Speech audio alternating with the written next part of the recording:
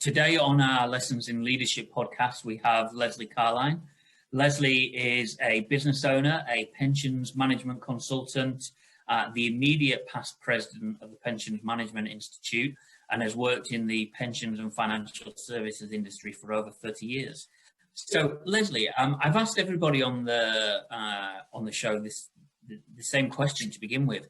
Could you give us sort of 2 minutes about your career and how you've got to where you are today, so that people who don't know you can get a little bit of a flavour about how you've got to where you are? Yeah, sure. Like everybody, I have a past, so let's start with my past.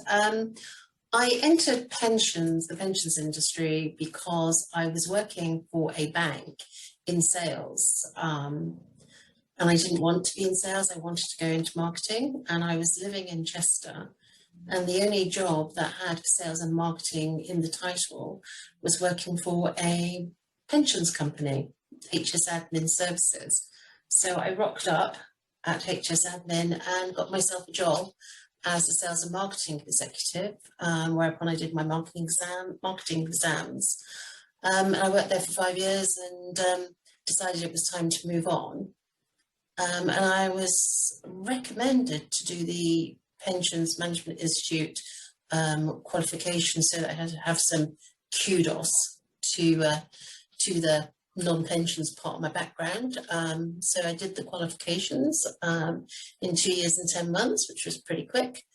And I moved into working for a pension software company. And I've had various roles working for third-party administrators, pension software companies and investment management companies, covering all types of pension schemes from various activities. But I suppose, sort of from the leadership perspective, I've managed sales and marketing teams, and on a non-work side of things, I volunteered within the pensions industry. I volunteered helping write pensions communication articles. I helped write the first defined contribution module for the advanced diploma in pensions retirement, so that when I went for my fellowship, that I had the credentials, as it were, and I'd given back to the industry, and I was elected a fellow. And then from there, I got voted onto the PMI Council, chaired the qualifications committee, became voted on as vice president, and then eventually the president. And being the president of the PMI was quite a feather to my cap. I basically became the face of the PMI and met with government, met with the DWP, the pensions regulator, and also took over chairing the Joint Industry Forum, where all the different associations and institutes pertaining to the pensions industry got together and represented the industry when in discussions with policymakers. So I stepped down from that. I'm still involved in the PMI on the qualifications committee. Then back to the working side of me. Nearly 9 years ago, I joined forces with my business partner, Kim Gubler, and we changed her company from a trading as to a limited company, and we're doing very well. Thank you. At the moment, we seem to be going from strength to strength, very, very busy, helping pension schemes and providers with all aspects of governance. So that's a very potted history. And how did you find, in particular, managing that relationship between a non-executive in your PMI role and an executive in your day business, but also a consultant going out and advising clients? How did you manage the conflicts that arose from that? And how did you go about managing the sort of work-life balance of those different areas? I suppose one of the beauties of being part owner of KGC is that I'm in charge of my own time. and can work around different commitments. So it is a very much a time management thing. I mean, it doesn't matter if I start working at 7 o'clock in the morning to 8 o'clock at night some days, and then 9 to 5 other days. So as I made sure that in amongst doing all that work, I kept time for me and made sure that I went to the gym when you were allowed to go to the gym and went to different classes. It just meant I might get up earlier. So it is ensuring that you put time aside for yourself, time aside for your volunteering, and also dedicate time to your clients and your KGC work. When it comes to conflict of interest, to be honest, I didn't really have any conflicts. The beauty of the PMI is that it is an individual membership, whereas KGC clients are pension schemes or providers or an employer. So I didn't necessarily have to look too much for the conflict on that side of things. It did help me in my role as KGC because, as you can imagine, working on things like the Joint Industry Forum, working with TPR and DWP, you were getting ahead of the game on what was coming down the line that would affect your clients, and you could advise your clients knowing that things were coming. So it did actually work in my favour. And then, of course, we've had COVID hit, which has probably been the biggest crisis to most organisations that the leadership's ever faced, really. Certainly unique situation. And I guess you've got a really interesting take on it, given you're advising clients as a consultant. You've been working within the PMI, which will have obviously had to deal with issues as well around COVID, and then running your own business. How have you found coping with COVID, and how have your wearing your different hats, how have you managed that process? Mm-hmm. I think when it comes to when I was PMI hat on, obviously you have to think about, first off, the staff and the staff morale, because the PMI does have a team that it employs.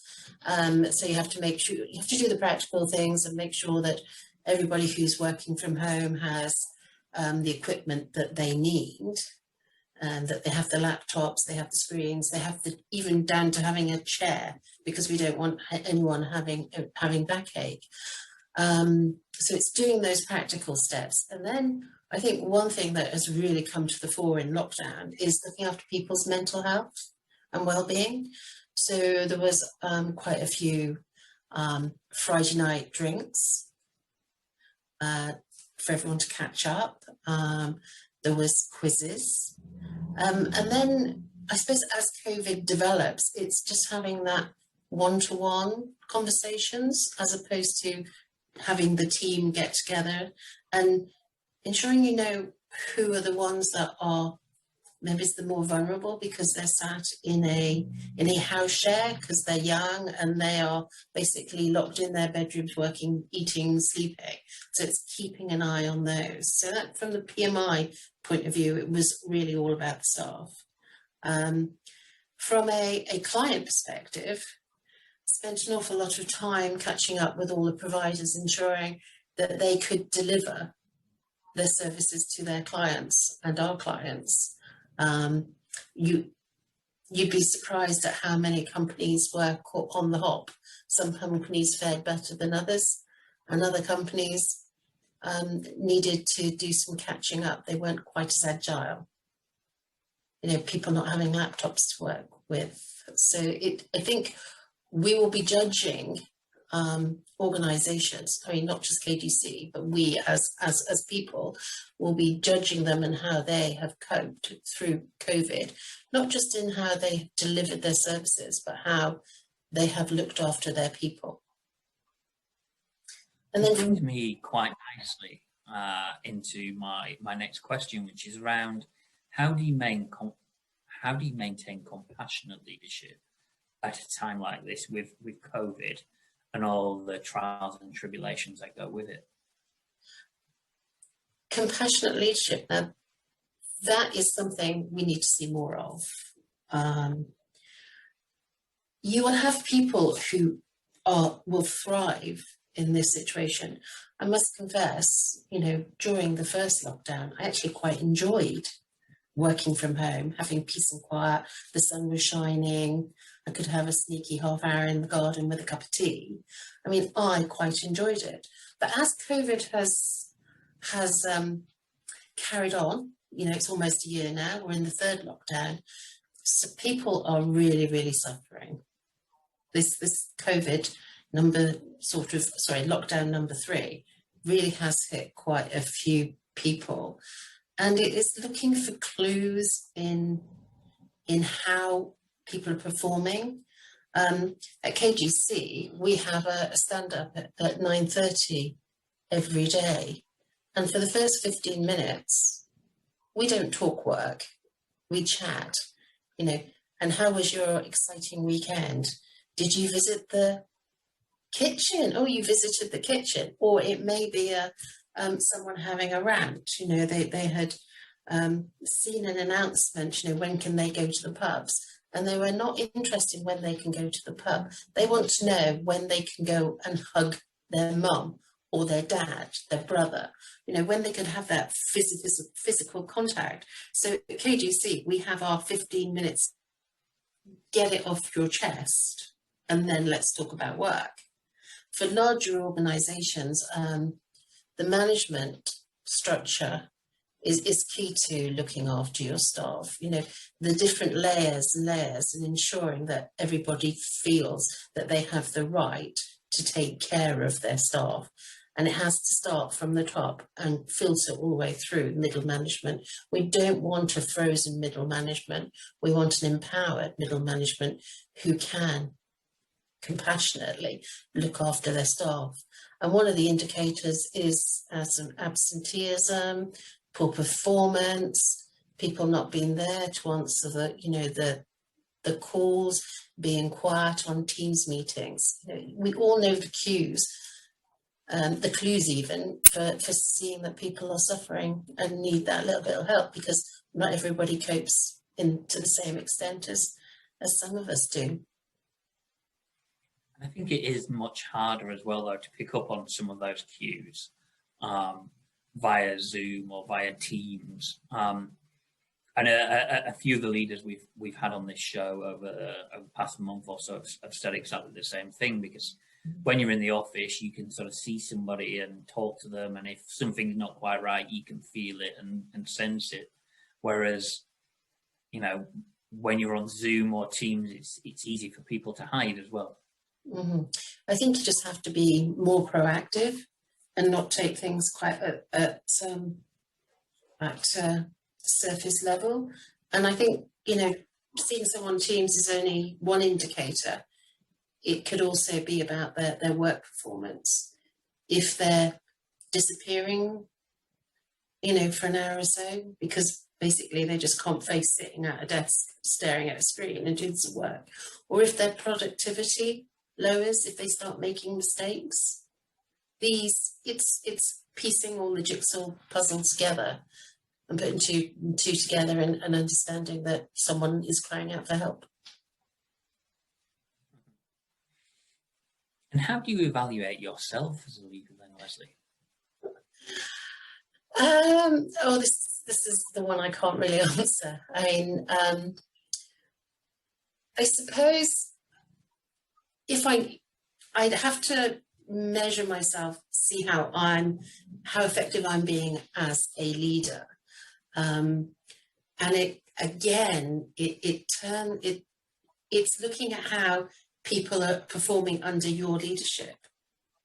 Because as a leader, you will have certain tasks need to be done, certain KPIs to be met. And if people are not meeting their KPIs, is it because I haven't communicated with them effectively about what should be done and how it should be done? How's the team morale? Is it really, really low? Have I failed to notice? Has my mood been passed on to the team? And so it comes down to, if my leadership is effective, then I'm doing okay, or hopefully more than okay. But it's really quite hard to sort of look yourself in the eye and say, did I do this right? Am I doing this right? Am I on the right path? And sometimes you need a sounding board yourself. You need your own mentor to talk things through and say, look, I did this. What do you think? Did I do the right thing? So I always have someone to go and sound off to. Yeah, it's a really interesting point you make there, because most people in their day-to-day life are very, very focused on achieving what needs to be done. And actually, it's very difficult sometimes, due to the speed of the world we live in, to take a step back and say, how did I perform, and how could I have performed better, and how can we change things moving forward to make sure that we are better in the future. And it's a real skill. I think it's something that you pick up if you've come from a sales background, because if you lose a pitch, there is ultimately a debrief, and as part of that debrief, and we at KGC, because we're third-party evaluators, if people lose a pitch, then we offer a debrief, and we talk them through what they could have done better. So I think you almost pick up that natural, oh, we've lost this. How did we lose it? Should we have gone through it? Should we have said no on the go, no go bid process? So you almost get into this analysing what and how you've done. So it's just something I've always done through my career. I don't find it very comfortable. And looking at oneself is never comfortable, is it? No. Is it the old saying, if you stare long enough into the abyss will stare back at you? And the boogeyman comes and gets you, yes. No, it's not. Yeah, definitely. Okay, so how did you deal with, changing your working pattern and changing your working practices from being mainly sort of office-based to being largely confronted of working from home and not having that same level of social interaction that you would normally have in your day-to-day job? Mm-hmm. Well, I suppose in some respects I worked from home anyway, but would go into London 2 or 3 times a week. I've effectively continued to have meetings, but have them virtually.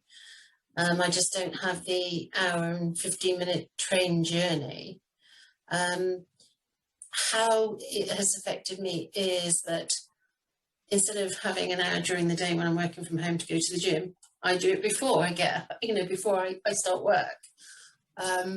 So I'm lucky, and it has not really affected me as much as someone who goes into London and works in London every day.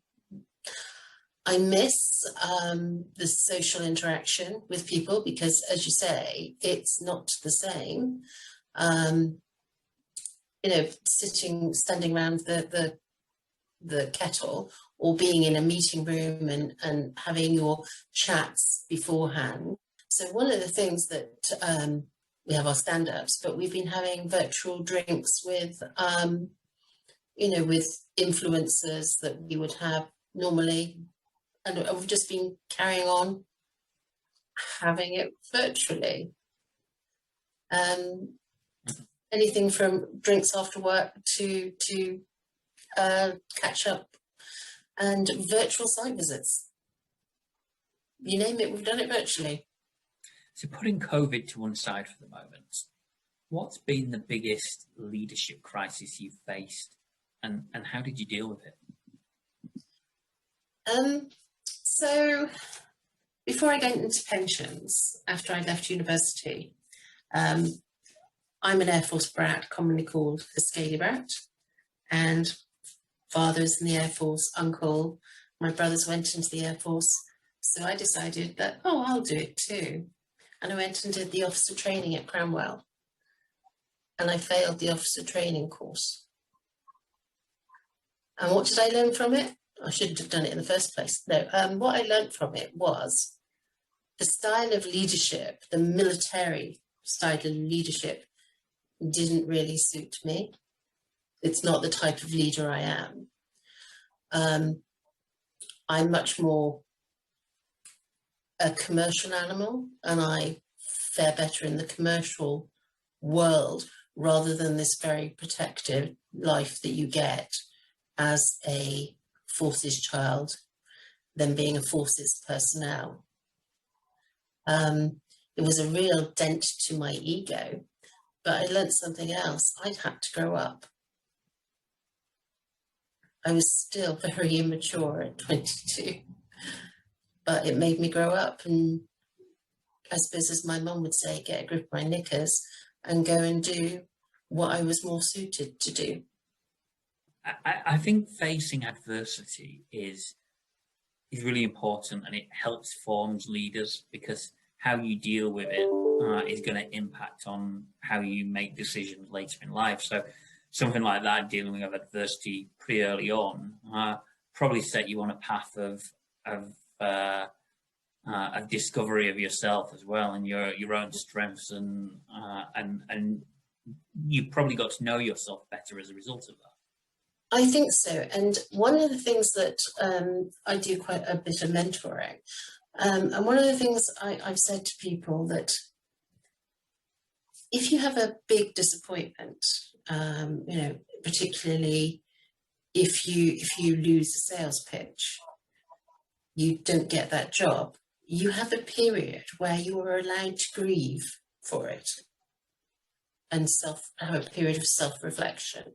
But then you basically have to draw a line under it and yourself and build on what you've learned through that failure. What leadership quality do you think is overrated, and why do you think that? There is this almost like false worship of certain leaders, where we have a terrible habit of putting leaders on pedestals, almost idolizing certain leaders. And we invariably find out that they have feet of clay. I used to think that, well, I still do, I'll put that aside. One of my leaders that I really admired, particularly when I was a student and into things like politics and economics and stuff, loved Shirley Williams. She was a Labour MP and a minister under Michael Foot. She was very upset with it going a bit too left wing. So she was part of the Gang of Four with David Owen and Jenkins, and created the Social Democrats and became the first female Democratic leader.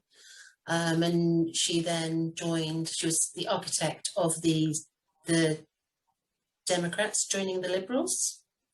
But I found out eventually that when she went into the House of Lords, she voted against same-sex marriages. So on the one hand, I really admire her for all that she did in terms of, she was actually a sensible MP. Well, yes, exactly. I mean, you look at them today and you just go, oh God, and move on. But back in the day when you had Thatcher, she is of the Thatcher era, she just seems so sensible.